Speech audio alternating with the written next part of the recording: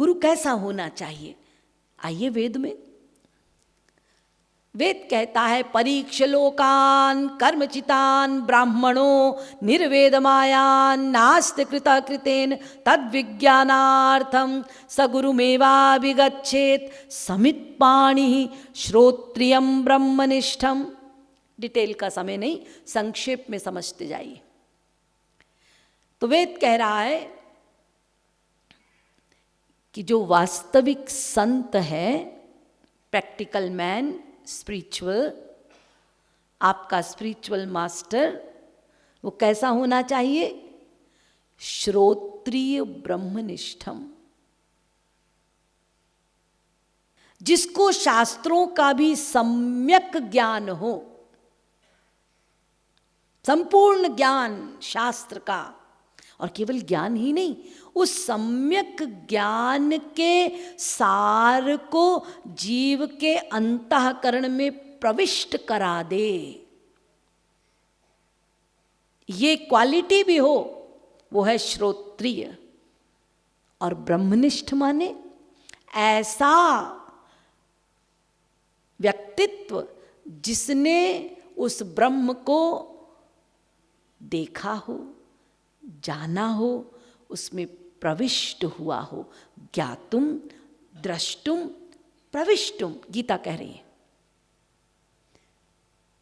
ऐसा ही practical man तुम्हें भगवत प्राप्ति करा सकता है। आप कहेंगे यदि ऐसा कोई संत जिसको शास्त्रों का ज्ञान हो, केवल शास्त्रों का ज्ञान, केवल शास्त्रों के ज्ञान से, कोरे ज्ञान से भगवान नहीं मिलते, उससे काम नहीं बनेगा।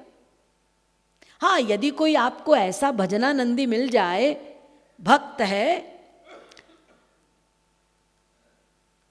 अनुभव किया है उसने भगवान का, ऐसा कोई मिल जाए, वो आपको भगवत प्राप्ति करा सकता है। हमारी स्थिति ऐसी है कि पग पग में हमें डिफ़िकल्टीज़ होती हैं, शंकाएं उत्पन्न होती हैं, अनेक प्रकार के डाउट्स क्रिएट होते हैं। तो उसके समाधान के लिए गुरु का, शास्त्रों का उसे ज्ञान हो, यह आवश्यक है। गुरु का श्रोत्रिय होना आवश्यक है, क्योंकि जब हमें प्रॉब्लम्स होंगी इस मार्ग में, तो जो शंकाएं उत्पन्न होंगी, यदि उसे शास्त्रों का ज्ञान है तो वो समाधान कर देंगे सेकंड्स में। लेकिन यदि उन्हें शास्त्रों का ही ज्ञान नहीं है, तो जब हमारी शंका होगी तो वो समाधान ना कर पाएंगे, तो हमारी गाड़ी रुक जाएगी। इसीलिए ये इम्पॉर्टेंट है कि जो गुरु हो उसे शास्त्रों का भी ज्ञान हो, प्लस उसने भगवान को भी पाया हो। ऐसा गुरु ही हमें भगवान से मिला सकता है। और ये याद रखिए, जो भगवत तत्व होते हैं, सद्गुरु महापुरुष होते हैं, संत होते हैं, उनको भगवान अपनी समस्त शक्ति दे देते हैं। अपृत पापमा विजरो विमृत्युर्विशोको विजिघत्सो सत्यकामः सत्य संकल्पः। ये 8 गुण हैं भगवान के, ये सब के सब भगवान वो संत को दे देते हैं। इसीलिए संत और भगवान को बराबर माना गया, क्योंकि भगवान ने अपनी सारी प्रॉपर्टी उसको दे दी। बस एक चीज नहीं देते, वो अपने लिए रखे हैं, जगत व्यापार वर्जम। सृष्टि करने का अधिकार किसी संत को नहीं दिया, केवल सृष्टि करने का काम भगवान अपने लिए ये शक्ति रखे हैं, बाकी सब कुछ संत को दे देते हैं। ये चमत्कार, अणिमा, गरिमा, रिद्धि, सिद्धि, ये तो संत के चरणों में लौटती रहती है, लेकिन संत उसका प्रयोग नहीं करते। तो जिस संत को भगवान की संपूर्ण शक्ति मिल गई, वो संत योग माया की शक्ति से इस जगत में कार्य करता है। इसको ध्यान से समझिए। संत जब हमारे बीच आता है, तो वो संत की ओरिजिनलिटी क्या है? क्वचित शिष्टा क्वचित भ्रष्टा क्वचित भूत पिशाचवत। अब उसकी पर्सनैलिटी ये है कि वो नित्य आनंद में लीन रहता है, भगवदी आनंद में। ये उसकी नेचुरलिटी, ये उसका ओरिजिनल नेचर, स्वरूप। लेकिन यदि वो अपने इस स्वरूप में हमारे बीच रहेगा तो फिर हमारा कल्याण नहीं कर सकता, क्योंकि वो अपनी धुन में है, नंगा नंगा निकल गया, कभी कपड़े पहने कभी नहीं पहने, कभी खा रहे हैं तो खूब खा रहे हैं, कभी खाते ही नहीं, कभी तो बिल्कुल एटिकेट दिखा रहे हैं, तो कभी बिल्कुल भ्रष्ट के समान एक्टिंग कर रहे हैं, कार्य कर रहे हैं, क्वचित शिष्टा क्वचित भ्रष्टा। तो उनको देखकर तो हमारी बुद्धि फिर जाएगी। तो संत जब हमारे बीच में आता है हमारे कल्याणार्थ, वो तो अपने आप को संकुचित करता है। और क्या करता है? हमारे कल्याण के लिए हमारे लेवल में आता है, क्योंकि हम तो उसकी लेवल में जा नहीं सकते, लेकिन हमारा कल्याण भी करना है, तो फिर वो हमारी लेवल में आता है। ये हमारे लेवल में आकर क्या करता है? हमारे जैसे कार्य करता है और हमें ईश्वर की ओर उन्मुख करता है।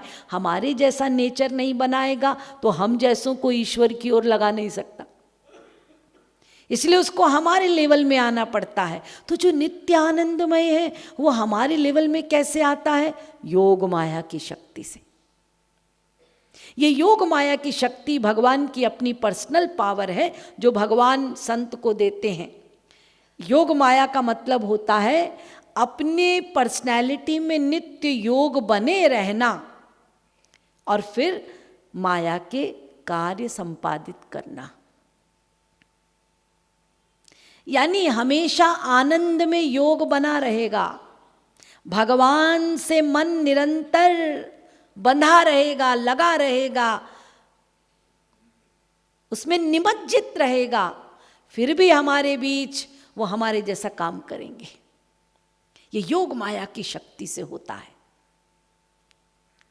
वो देखने में लगता है अरे हमारे जैसे खाते पीते सब करते हैं, लेकिन वो नित्य भीतर से आनंद में लीन है, वो हम नहीं है। ये योग माया की शक्ति। गंवार भी जानता है कि जो संत होता है वो तो क्रोध नहीं कर सकता, वो तो क्रोध से परे है। तो फिर ये दुर्वासा क्रोध कैसे कर रहे हैं? योग माया की शक्ति से। जीव के कल्याण हेतु उनको वही लीला करने को मिली है, कर रहे हैं। हम नहीं समझ पाते। हम ये सिद्धांत जानते हैं, संत उसको कहते हैं जो काम से परे, क्रोध से परे, लोभ से परे। बिल्कुल ठीक, वही तो संत है जो इससे परे है। लेकिन वो योग माया की शक्ति से जब हमारे बीच अवतार लेते हैं तो हमारे जैसा काम करते हैं। आप प्रहलाद को देखिए, जिस प्रहलाद ने बालपन में ही नृसिंह भगवान के दर्शन किए, जिसके लिए भगवान का अवतार हुआ, वो प्रहलाद हमारे जैसा काम कर रहे हैं, लेकिन योग माया की शक्ति से। इसीलिए प्रहलाद के संतान भी हो रही है, सब कुछ राज्य भी कर रहे हैं, लेकिन ये होते हुए भी प्रहलाद उसमें बंधे नहीं हैं। जैसे हम बंध जाते हैं, प्रहलाद बंधे नहीं हैं, वो उससे परे हैं। वो उनकी पर्सनैलिटी क्या है? वो परमानंद में लीन है।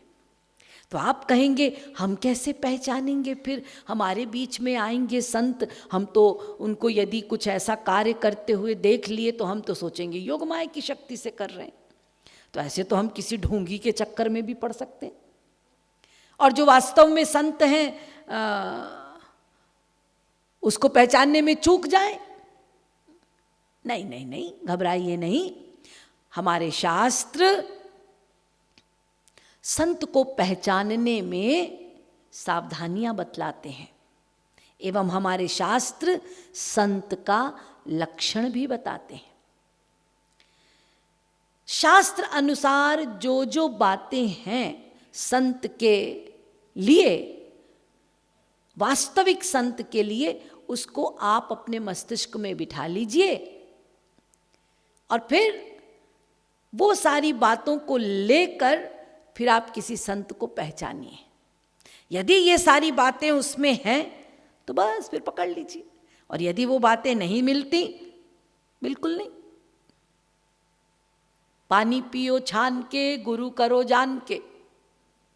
हाँ, आजकल तो भैया छानने वानने का आजकल तो मशीन्स आ गई, ये पुरानी बातें हैं ये, लेकिन चौपाई बनी हुई है, दोहा बना हुआ है कि ऐसे किसी के कह देने पर आपको किसी को गुरु नहीं बना लेना, कि उसने कहा हमारे गुरु जी तो पहुंचे हुए संत हैं, अवतारी हैं, आप भी उनको गुरु बना लो। नहीं, मेरी राय नहीं है आपसे ऐसी, ऐसा नहीं करना। अपने अनुभव से शास्त्र क्या बतलाते हैं उस अनुसार, क्योंकि यदि किसी के कहने पर आपने किसी को गुरु बना लिया और बाय द वे आप ही के मित्र का दिमाग खराब हो गया उस गुरु के प्रति, और आपने तो कोई अनुभव किया नहीं था, ऐसे ही बना लिया अपने दोस्त के कहने पर, तो जैसे ही दोस्त का दिमाग खराब होगा तो वो आपको भी कहेगा कि अरे वो सब बेकार की बातें हैं, कुछ नहीं है वहाँ, सब गड़बड़ है, तो फिर आप भी चुप जाएंगे। और बाय द वे वो वास्तविक संत रहा तो फिर नामा अपराध में भी फंस गए और फिर वास्तविक संत से भी छूट गए। और यदि सही सही शास्त्रीय ज्ञान से, सिद्धांत से यदि आप गुरु की पहचान करते हुए, उनके लक्षणों को जानते हुए यदि आप पूरे अनुभव से संत को स्वीकार करेंगे, मानेंगे, तो फिर ये छोटे मोटे आपके जीवन में यदि कुसंग भी आएंगे, कोई आपको कुसंग भी करेगा, तो आप हिल नहीं सकते, क्योंकि आपने अपने प्रैक्टिकल अनुभव से उसको पहचाना है। इसीलिए इस मामले में बड़े स्वार्थी रहिए। यह आत्मा की बात है, आत्मा का इलाज की बात है, ऐसी किसी के कहने पर किसी को भी गुरु मत बना लीजिए। तो आइए मैं आपको संक्षेप में बताती जाती हूँ कि वास्तविक संत में कौन कौन सी बातें नहीं पाई जाती।